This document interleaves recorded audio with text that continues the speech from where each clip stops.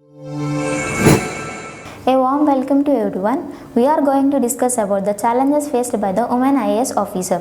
I am Akshaya. I am going to discuss about the unique contributions made by the women IAS officer and way forward for their challenges. This is Vinati. I am here to address the challenges like the intersectionality, gender disparities, lack of resources and many more. The Indian Administrative Service has long been considered as a prestigious career path for individuals, inspiring to serve the nation and bring about meaningful change. Over the years, there has been a significant increase in the representation of women in IAS, that's leading to the impact on the society and administrative services.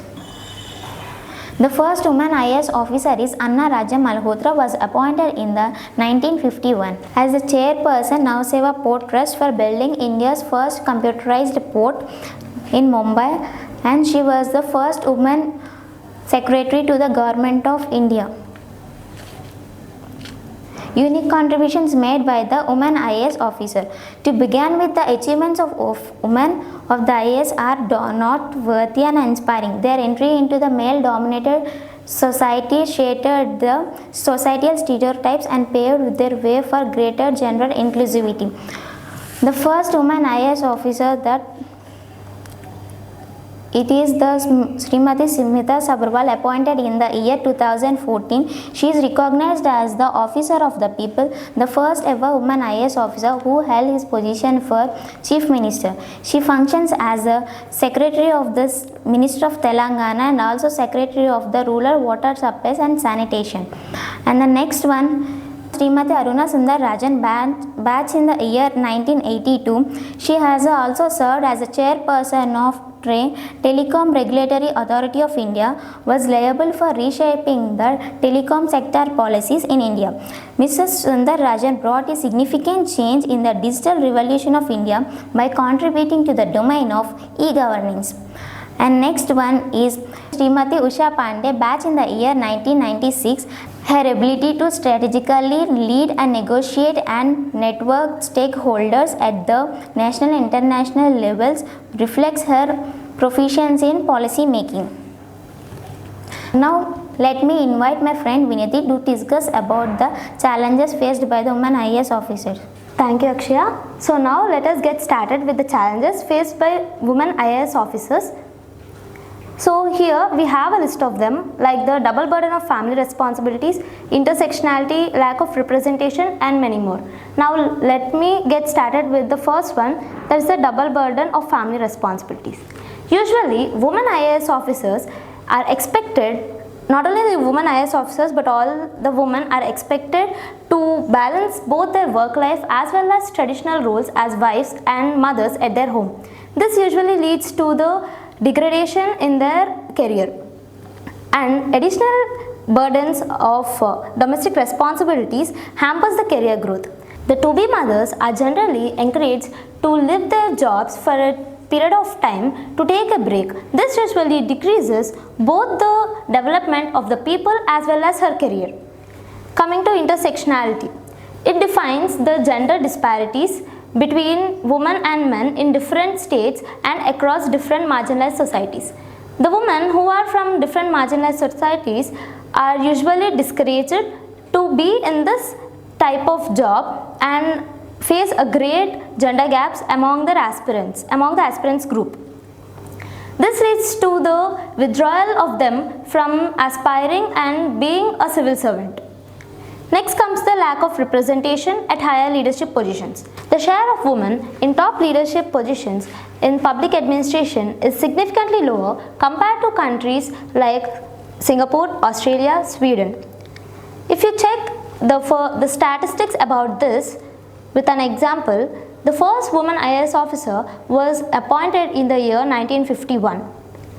And for women to get into higher positions in any of the cadre, like the Foreign Secretary, the Chokila Iyer, she was appointed in the year 2001. And the first woman Finance Secretary, who is Sushma Nathe, was appointed in the year 2011. If you check into the time, it nearly took 50 to 60 years for women to get into the higher position. This reveals us that women are not given any recognition and there was mistrust in the woman abilities.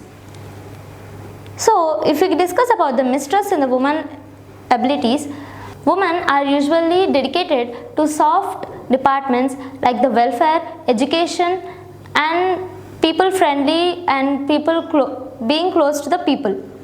But men were given power holding departments. This is due to the mistrust in them and coming to the lack of resources. Only considering the biased thoughts, resources are allotted and released in less quantities.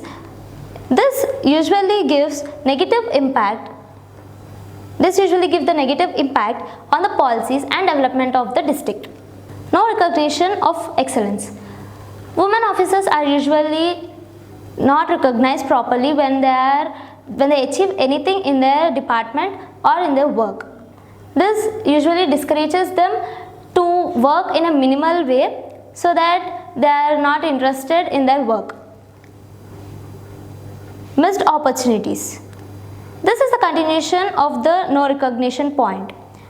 As women are not recognized properly, their interest and the service oriented mechanism in their mentality decreases and they usually miss opportunities. And even the women who are deserved for getting into higher positions are not given the positions because based on the gender disparities.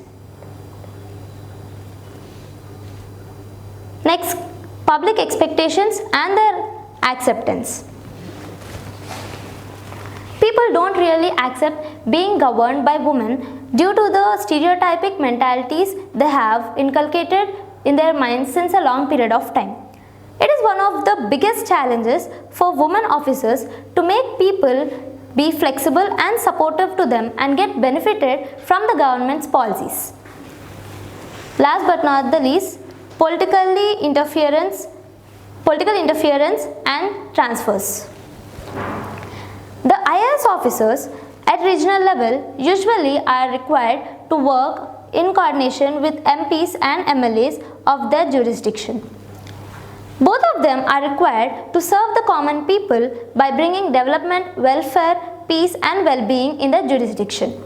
The dispute between them is a constant one.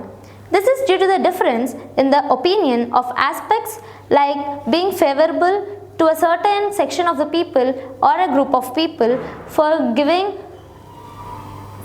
them benefits like the government benefits and any other posts.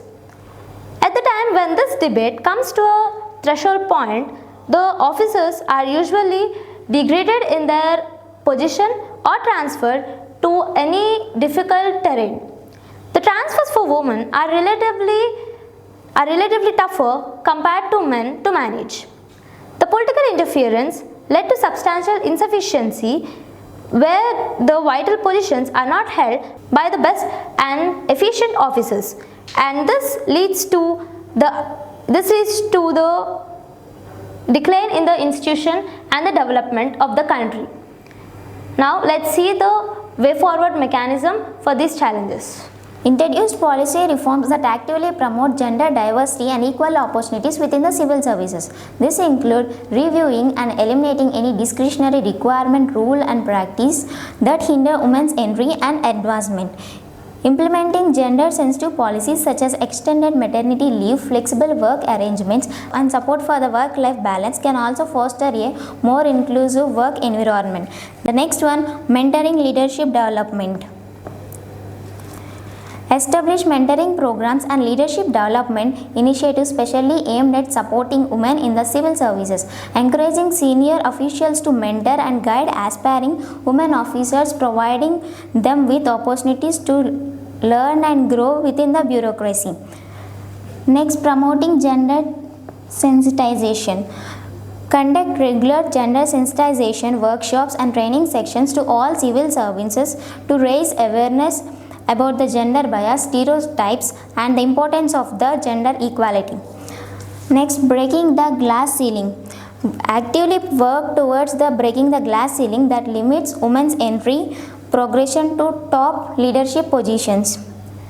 Identify and address systematic barriers that impede women's career advancement, such as biased promotion process, lack of access to the higher positions, and portfolios. Next one, institutional support. Establish institutional mechanisms within the bureaucracy to address the unique challenges faced by women. This includes setting up internal committees to address the gender-related grievances, providing mentorship networks, creating avenues for women officials to voice their concerns and contribute to policy discussions. This includes setting up internal committees to address gender-related grievances, providing mentorship networks, creating avenues of women officials to voice against the concerns and contributions to policy discussions. Monitoring and accountability. Regularly monitor and evaluate the progress made in achieving the gender diversity goals within the civil services. Establish mechanisms for accountability and transparency to track the representation of women at different levels. We, as upcoming female civil servants, are hoping that these challenges would be addressed and contribute to it if not. Thank you. you.